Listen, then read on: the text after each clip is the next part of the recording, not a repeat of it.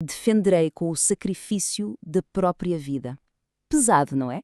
Essas são as últimas palavras de um juramento, um compromisso absoluto que forma a base de tudo que a gente vai analisar hoje. Bem, o que vamos fazer aqui é mergulhar de cabeça num documento fascinante, a Doutrina Oficial de Liderança da Marinha do Brasil.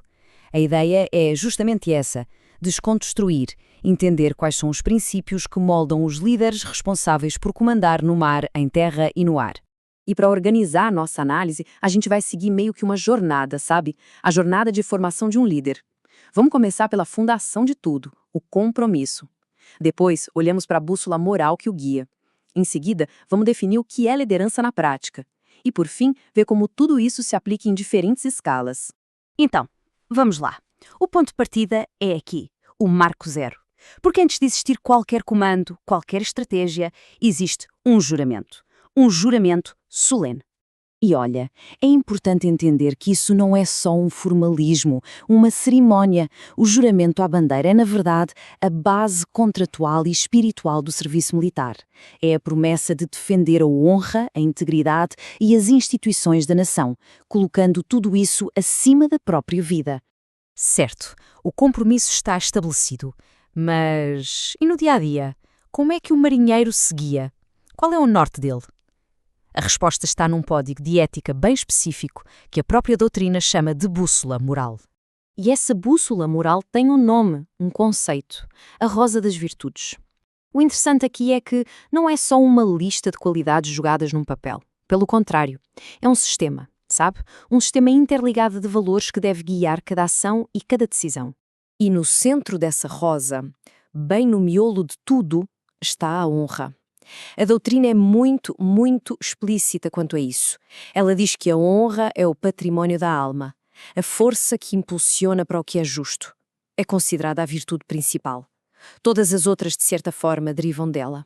Agora, uma coisa que é realmente interessante é a distinção que a doutrina faz entre lealdade e simples obediência. Não é a mesma coisa. Lealdade, segundo a Marinha, exige uma postura ativa, sabe, de interpretar a intenção por trás de uma ordem para poder cumpri-la da melhor forma possível. Não é só seguir ordens cegamente. E quando a gente fala de coragem, a doutrina apresenta em duas frentes. Existe a coragem física, claro, a bravura no combate. Mas existe a coragem moral, que é a força para assumir responsabilidade pelas suas decisões, para defender as suas convicções e manter um rumo ético, custe o que custar. E a Rosa das Virtudes completa inclui 16 qualidades, como iniciativa, cooperação, zelo, disciplina, patriotismo e por aí vai. E o ponto-chave é que cada uma delas é definida em detalhe, formando um código de conduta bem robusto que realmente molda o caráter de quem serve.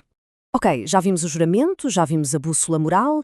Agora, vamos ao cerne da questão. Afinal de contas, o que é liderança segundo esta doutrina? E essa distinção aqui é fundamental. A doutrina separa muito bem o que é chefia do que é liderança. Pensa assim, chefia vem do cargo, do posto, da hierarquia, é funcional. Agora, liderança, liderança é outra coisa. É um processo, uma relação de influência que leva à ação voluntária. A conclusão é óbvia, né? Alguém pode ser chefe sem ser líder. E aqui está a definição oficial, preto no branco. A palavra-chave aqui é voluntariamente. Liderança não coage, ela inspira. Faz com que a equipe deseje cumprir a missão, como se a vontade do líder fosse a sua própria. O que nos leva a uma pergunta essencial. Qual é o melhor estilo de liderança? A doutrina defende que não há uma resposta única. A liderança é situacional. Um líder eficaz tem que ter, um kit de ferramentas com diferentes estilos e saber qual usar, dependendo da missão, do tempo disponível e, principalmente, da maturidade da sua equipe. Esses estilos podem ser organizados por quanto poder o líder centraliza. O estilo centralizador, por exemplo, é útil em combate, onde decisões rápidas são vitais. Já o participativo, típico de um Estado-Maior, aproveita a inteligência do grupo. E o delegativo? Bem, esse confia nos especialistas para as decisões técnicas. A doutrina também dá um destaque especial à liderança transformacional. Este é o estilo para momentos de crise ou de grande mudança. O líder aqui não apenas gera tarefas, ele inspira, eleva a moral e conecta a missão a um propósito maior, fazendo com que as pessoas superem os seus próprios interesses. Certo, já passamos pela base teórica. Agora, vamos ver como a liderança se aplica na prática, desde o contacto direto no convés de um navio até o mais alto nível estratégico da Marinha.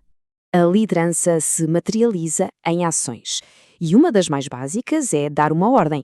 A doutrina detalha um processo para garantir que uma ordem seja eficaz, ser claro, usar um tom adequado, focar no positivo, ou seja, no que deve ser feito, e, o que é crucial, sempre verificar se a mensagem foi mesmo compreendida. No primeiro nível, temos a liderança direta. É aqui que os líderes veem os seus subordinados todos os dias, olho no olho. A influência é pessoal, baseada no exemplo, na competência técnica e na capacidade de treinar e motivar a equipe diretamente. Subindo na escala, chegamos na liderança organizacional. Aqui, o líder já não consegue mais interagir com todo mundo. A sua influência é exercida através da estrutura, de políticas, de diretivas e dos líderes que ele comanda. Os resultados das suas ações, claro, demoram mais a ser visíveis. E no topo está a liderança estratégica. O foco desses líderes não é o hoje, mas sim o amanhã.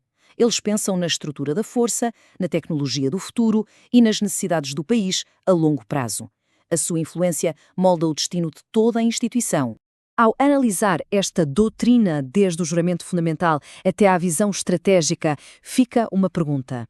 Se chefia é o cargo que se ocupa, mas liderança é o processo de influenciar para a ação voluntária, então, no final, a liderança é realmente um posto na hierarquia ou uma atitude que qualquer um pode cultivar?